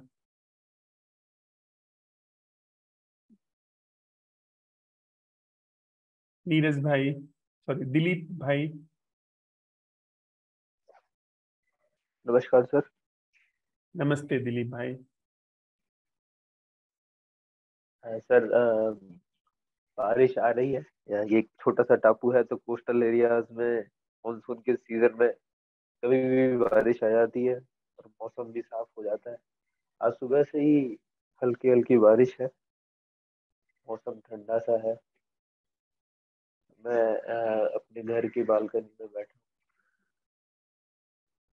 हूँ। दीव पक्षी में आप हैं ना? दीव। और सर, हाँ जी सर, हाँ जी सर, दीव, ये सौराष्ट्र सोमनाथ से आगे दीव, मैं गया छोटा सा हूँ दीव। टापू है सर। अच्छा, आप आए हैं? हाँ, वहाँ का फोर्ट देखा है मैंने। अब अच्छा सर, अब भी अब आगे आगे जब भी आपको वक्त मिले जरूर आए। जी, स्वागत है थैंक यू। आपका। Thank you. अच्छा, छोटी सी जगह है, अच्छी जगह है सर। पक्षी हैं मेरे आसपास, अलग अलग पक्षी हैं, अपने अपनी आवाजें निकाल रहे हैं।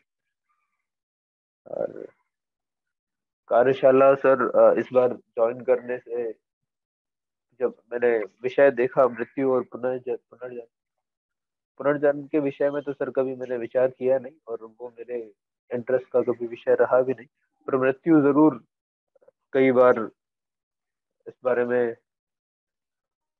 आ ही जाता है, क्योंकि मृत्यु ऐसा विषय है सर,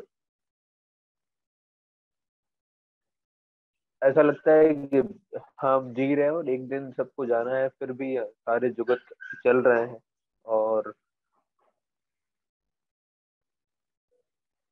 जो बनावटीपन है उसमें जिए जा रहे हैं, चल रहे हैं। परिणाम पता है मृत्यु है और तय है, फिर भी उससे संबंधित भय जो है, सबसे गहरा भय मृत्यु का ही है।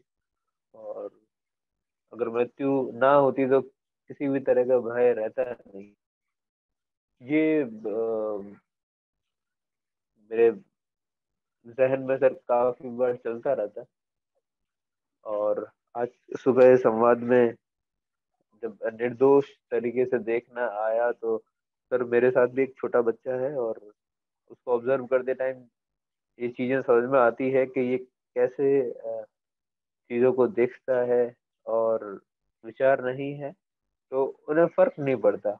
विचार, हम विचार ढो रहे हैं तो हमें हर छोटी चीज से फर्क, शिकायत वाली बात भी आई तो ऐसा लगता है कि शिकायत करना, और ये तो जो हम जी रहे हैं उसका जरूरी हिस्सा सा है। जरूरी हिस्सा इन द सेंस, हम इसी पैटर्न पे जी रहे हैं, विचारों से, शिकायतों से, तरह तरह की वृत्तियां चलती रहती है, पर वो एक बच्चा उनसे अभी तक अछूता है।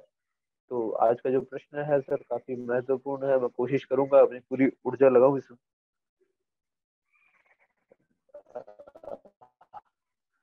धन्यवाद। धन्यवाद दिलीप भाई, ये सच में ही महत्वपूर्ण है। और वो बच्चा मतलब प्रतीक के रूप में हम उसको पुकारना है उस अवस्था को, इसलिए बच्चा कह रहे हैं, पर असल में वह प्रकृति का निज स्वभाव है। ये जो प्रकृति की अभिव्यक्ति है, इसकी निर्दोषिता स्वभाव है। बच्चा जब पैदा होता है तो निर्दोषिता स्वभाव में उसकी होती है। निर्दोषिता वो आयोजित नहीं करता है कि जैसे बहुत सारे लोग बड़े इनोसेंट, हम सब लोग इनोसेंट होने की कोशिश करते हैं, नहीं। उसका निर्दोष होना, उसका सहज होना, उसका बिना मैल के देखना स्वभाव है, बिना आयोजन के देखना स्वभाव है। वैसे ही जैसे अस्तित्व का जागरण स्वभाव है, हम लोग जागरण को उद्घाटित करते हैं। तो जब इस प्रश्न के साथ हम लोग प्रवेश कर रहे हैं, इस प्रश्न को उद्घाटित करने जा रहे हैं, अन्वेषण कर रहे हैं जीवन में, कि वह देखना क्या है जो छोटे बच्चे की जैसा है। इसका मतलब है कि प्रकृति की जो मूल अवस्था है, प्रकृति का जो स्वभाव है, और अस्तित्व प्रकृति से भी जो गहरा, जिस पर प्रकृति की अभिव्यक्ति है, उस अस्तित्व का जो मूल स्वभाव है, दोनों का अन्वेषण हो रहा है, निर्दोषिता का भी और जागरण का भी। अब हमारा ये प्रश्न इस दोनों ही मूल अवस्थाओं का अन्वेषण जीवन में हमारे कर रहा है, और दोनों ही यहीं पर विद्यमान है, जहां पर हम हैं। जहां पर मैं हूं, वहीं पर यह निर्दोषिता जो कि अकलुषित है, जो जिसको हटाया नहीं जा सकता क्योंकि वो स्वभाव है। आप लोहे में से लोहापन नहीं निकाल सकते हो, लोहापन अगर आपने निकाल दिया, लोहा बचेगा ही नहीं फिर। उसी तरीके से प्रकृति के स्वभाव में निर्दोषिता है, प्रकृति के स्वभाव में से आप निर्दोषिता बाहर नहीं निकाल सकते।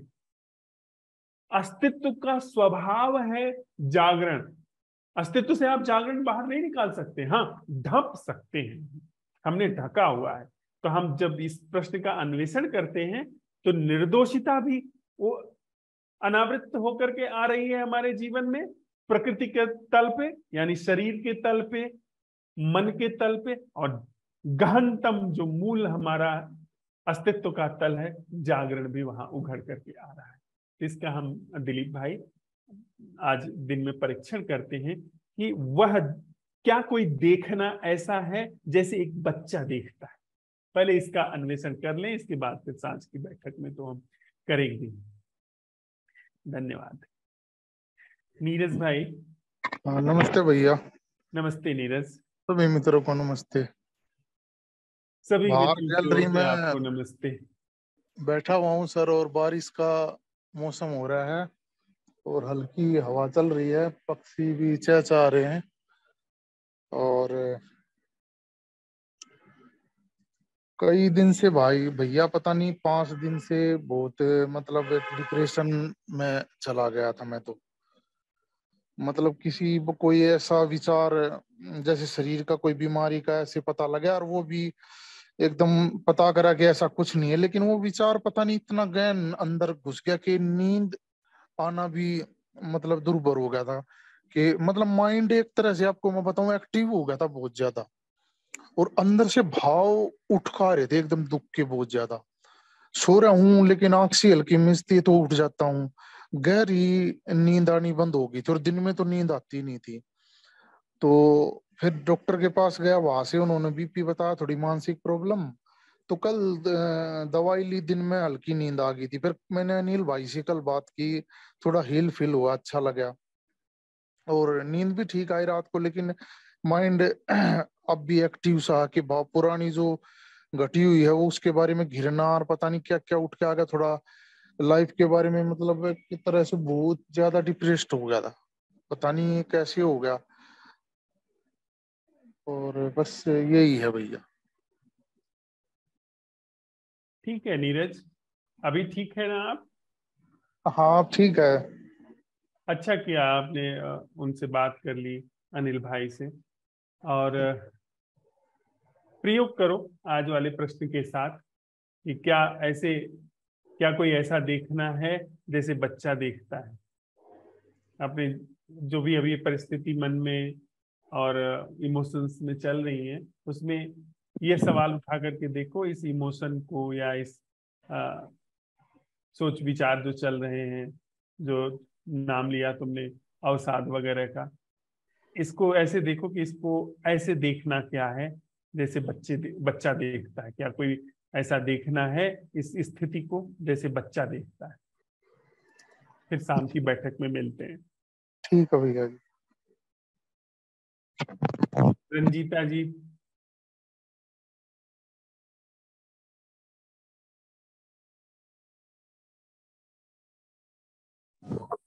हाँ, good morning. Very good morning. मैं अभी तो सुन ही रहा है सर। मौसम कैसा है वहाँ? मौसम बहुत अच्छा है। बारिश हुई?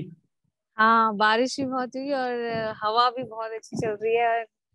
इट्स ग्रीनरी एवरीवेयर, सो मौसम, हवा और मतलब बहुत ही अच्छा है अभी फिलहाल तो। वंडरफुल। तो सनराइज हो रहा है वहां पर?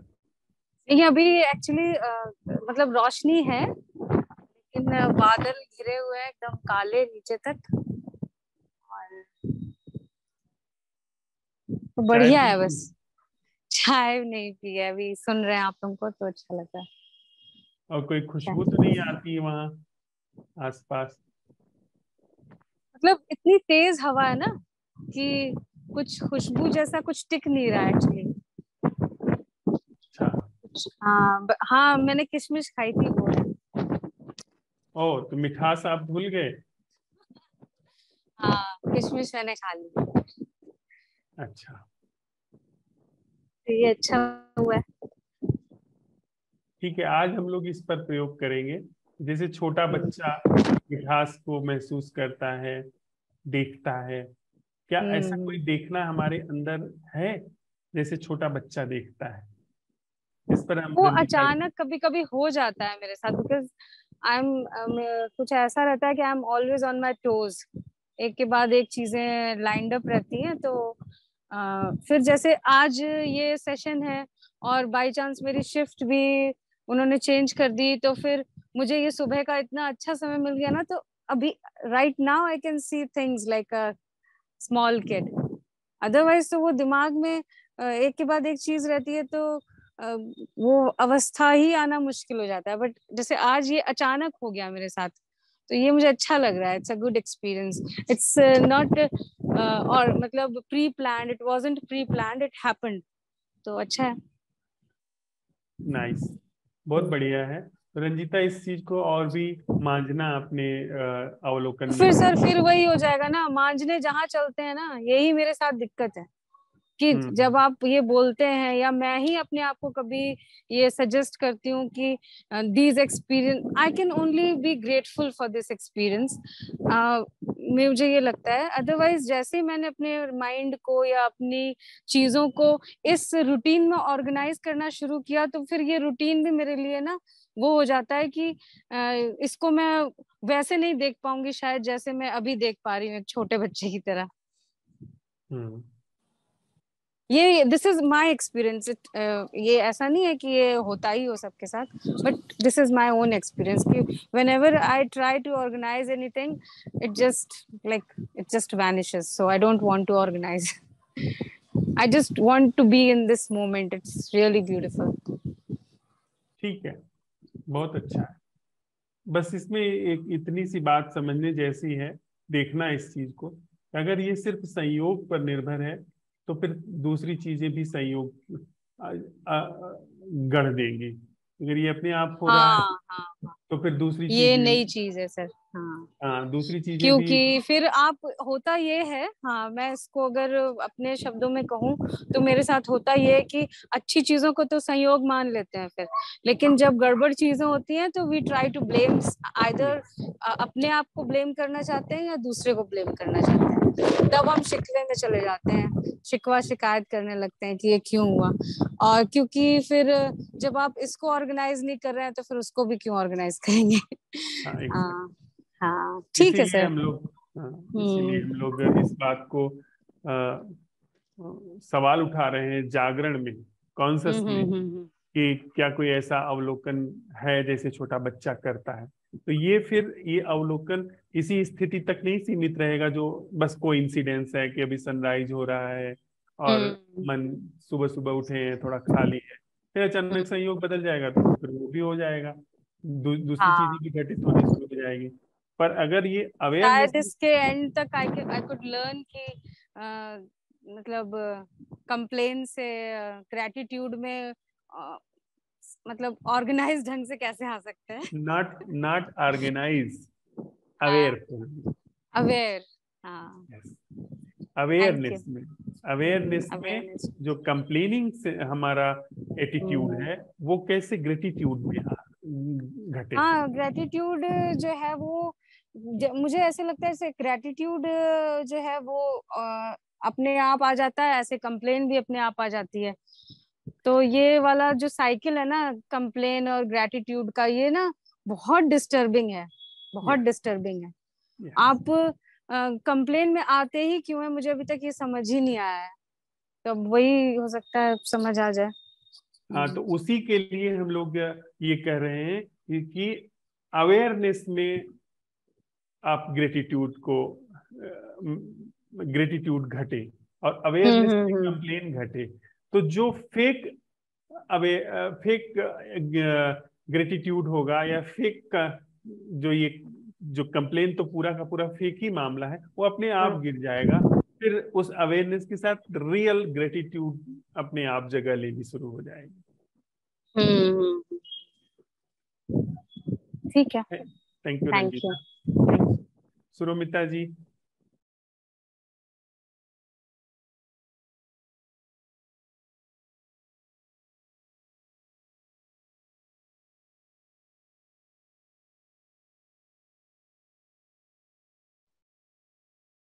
हाँ, तो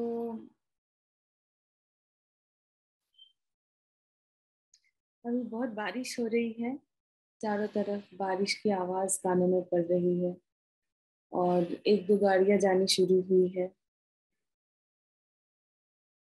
मेरे आंखों के सामने जो खिड़की है वहां सामने पूरी पेड़ दिखाई दे रही है जहां से बारिश, मतलब सारे पत्तों से ही जैसे बारिश की बूंदें गिर रही है और बहुत सारे शेड्स के ग्रीन कलर के पत्ते हैं।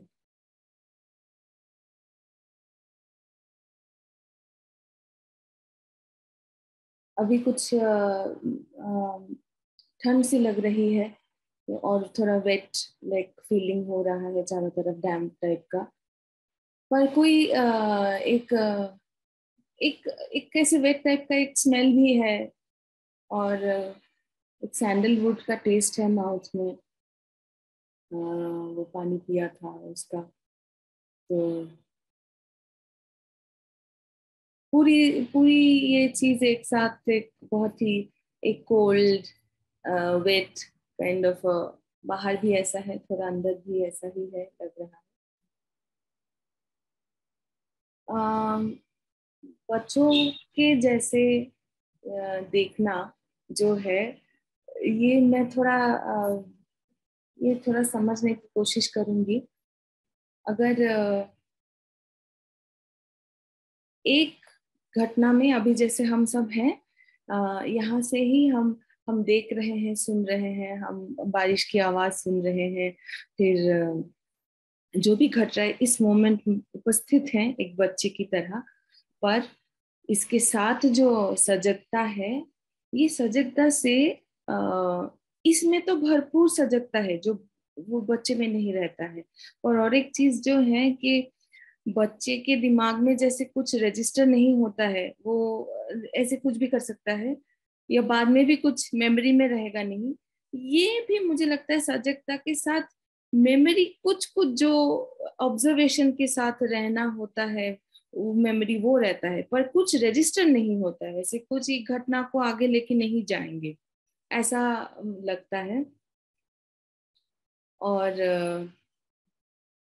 इसको पूरे दिन रखेंगे ध्यान में कि बच्चे जैसा देखना क्या होता है। आपकी तो माँ भी है सुरोमिता जी, और आप अपनी माँ को देखिए, जैसे आपने जब जन्म लिया था उसके बाद वर्ष 2 वर्ष तक आप अपनी माँ को देखा करती थी, तो वो दर्शन की कला भीतर है। आप भी बच्चे रहे हैं, हम सब लोग बच्चे तो रहे ही हैं, तो हम सब के अंदर वो कला है जो कि बस ढप गई है। तो बस उसी कला को थोड़ा सा पता लगाना है कि क्या वो कला है जैसे एक बच्चा देखता है। माँ को देखना आज कि माँ को ऐसे देखना क्या है जैसे बच्चा देखता है। अब तो अब देखना। माँ को जब देखने की बात आती है, मुझे लगता है एक बच्चा सबसे पहले अपने माँ को पहचानता है, और माँ के लिए, माँ के उसका हंगर, पानी पीना, बाथरूम जाना, सब वो माँ माँ ही है। एक वो किसी को उसमें माँ की पहचान, माँ की बॉडी का वो सब उनके बहुत बच्चे का होता है। पर एक जागरण के साथ शायद ये होता है कि जो मैं महसूस कर रही हूँ कि वो जो सिंगल पॉइंट आइडेंटिफिकेशन है कि माँ है, माँ के साथ जो बेटी का संबंध, वो तो कहीं कहीं एक थोड़ा सा उसमें वो बाउंड्री लाइंस जो होता है ना, जो जो एक्चुअली बाउंड्री लाइंस नहीं कि ये मेरी माँ है, मेरा फैमिली है, तो अब उसका दायरा थोड़ा धीरे धीरे जागरण के साथ वो फेड होता है। आई थिंक वो एक डिफरेंस हो सकता है कि एक बच्चे के लिए वो जितना स्ट्रांग है, शायद जागरण में वो उतना ही हल्का होता जाता है। एग्जैक्टली बच्चे के साथ तो बहुत भूख भूख की, साफ सफाई की और केयर की भी चीजें जुड़ी हुई हैं। पर अब अगर उस बच्चे की नजर से देखें तो वो चीजें तो जुड़ी नहीं है, वो चीजें हट गई हैं। लेकिन बहुत सारी चीजें वहां पर इंक्लूडेड भी हैं। माँ से अब तक का जो रिश्ता रहा है, जो जो एक निकटता रही है या जो दूरी रही है, जो मतैक्यता रही है या मतभेद रहा है, वो सारी चीजें अब वहां पर उपस्थित हैं। तो उसका पता लगाना ये बड़ा दुरूह कार्य भी हो सकता है। निकटतम संबंधों में देखना, हम ये बात हम सब लोगों के लिए महत्वपूर्ण है। निकटतम संबंधों में बच्चे की तरह देखना ये बड़ा महत्वपूर्ण है। जिससे वैर है उसको बच्चे की तरह देखना बड़ा महत्वपूर्ण है। बच्चे की आंख से जैसे बच्चा देखता है, ऐसे माता पिता को अपने देखना। तो इस ये हमारे लिए बड़ा रोमांचक, बड़ा ही एक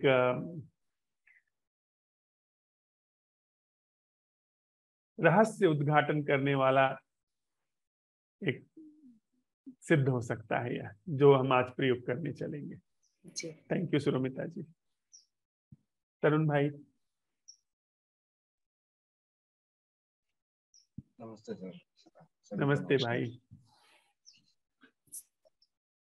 अभी 3 दिन से यहाँ पर लगातार बारिश हो रही है, अभी भी मतलब बूंदाबांदी सी चल ही रही है।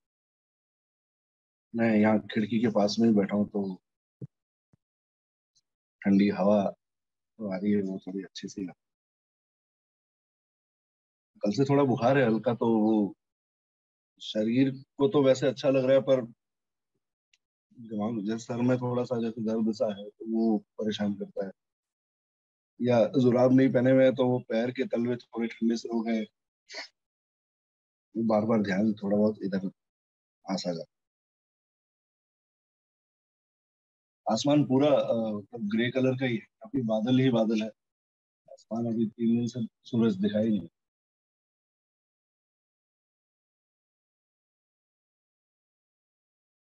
सर, जिस विषय पर हम लोग चर्चा कर रहे हैं वहां पर पहले भी इस तरह के विचार आते रहे कि जो सोच विचार है हमारा वो आच्छादित है इस जीवन के ऊपर या शैशव के ऊपर या वो नैसर्गिकता के ऊपर, और बहुत हमारे ध्यान पड़े बिना ही वो बहुत जल्दी से याद आता है। जैसे आप बीच में कह रहे थे कि हम हमारे सोच विचार को अपने हिसाब से उपयोग करते हैं, कई बार नजर में आता है कि ये हमारा जो सोच विचार है वो हमारा उपयोग किए जा रहा है, हमें पता भी नहीं पड़ता और हम उस फ्लो में चले जाते हैं जैसे हमारी सोच विचार है।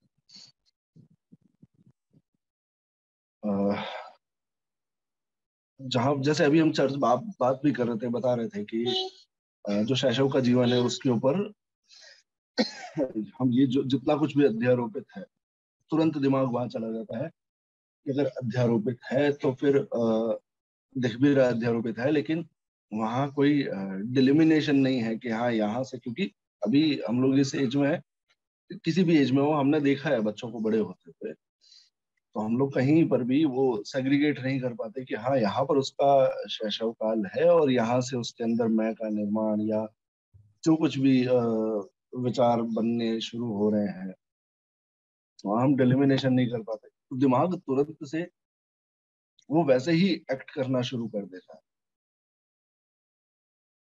और फिर कुछ चीजें नजर में आती है कि हम बच्चे थे या हम बच्चों को देखते हैं तो उनमें भी, जैसे अभी बात चल रही थी कि अगर बच्चा जो है वो अपनी माँ को सबसे ज्यादा आइडेंटिफाई करते हुए चलता है, उसके लिए माँ ही सब कुछ होती है, तो इमोशंस जो है वो उसके अंदर भी रहता है। जैसे अगर उसको माँ नहीं दिख रही है तो थोड़ा सा डर सा जाता है, या माँ दिख गई है तो उसको एक खुशी सी होने शुरू होती है।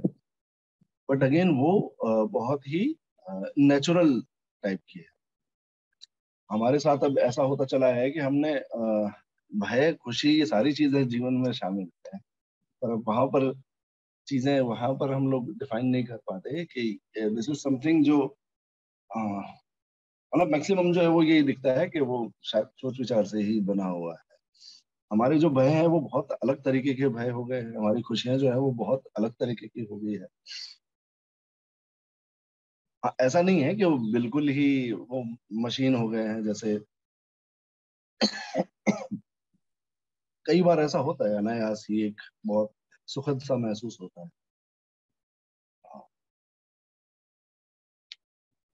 बस वो वैसा है कि कहीं पर वो एक डिलिमिनेशन करना बहुत मुश्किल हो जाए। मुश्किल मीन्स वो, क्योंकि अचानक से आपका सारा कुछ जो है वो माइंड ऑपरेट करना शुरू कर देता है।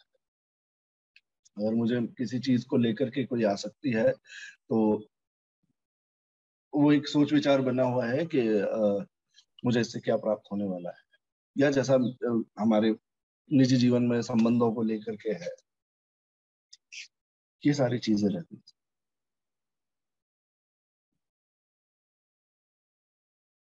फिलहाल के लिए। हाँ ठीक है भाई। तरुण, आज हम लोग इसी चीज को उघाड़ेंगे कि हमारे जीवन में क्या सच में वो चीज खो गई है जैसे बच्चा देखता है, बल्कि अब अगर हमारे जीवन में वो उघड़ करके आता है तो बच्चे के अंदर तो कुछ थोड़ी सी बायसनेस होती है अपनी माँ के प्रति और दूसरे के अंदर भी। और हम अगर इस चीज को खोज करके निकाल पाते हैं, अगर है, पहले तो यही पता लगाएं क्या बच्चे जैसी नजर हमारे अंदर है, तो वो बड़ी अनूठी होगी, क्योंकि उतना भी बायसनेस हमारे अंदर नहीं बचेगी जैसे माँ को अपने बच्चे को अपनी माँ से होती है, उतनी भी नहीं बचेगी।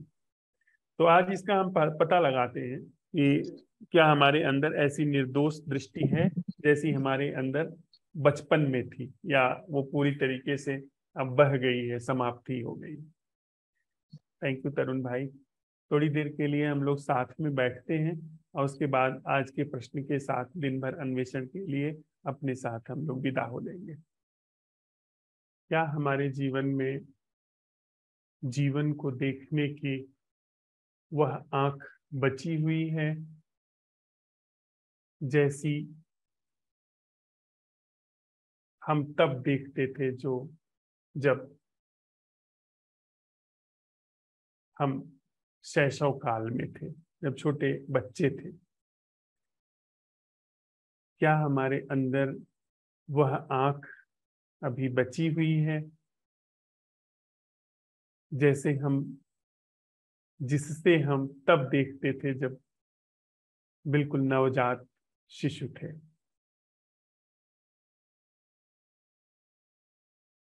हम आज यह उघाड़ने जा रहे हैं कि क्या हमारे अंदर ऐसी देखने की क्षमता बची हुई है जैसे हम तब देखते थे जब छोटे बच्चे थे।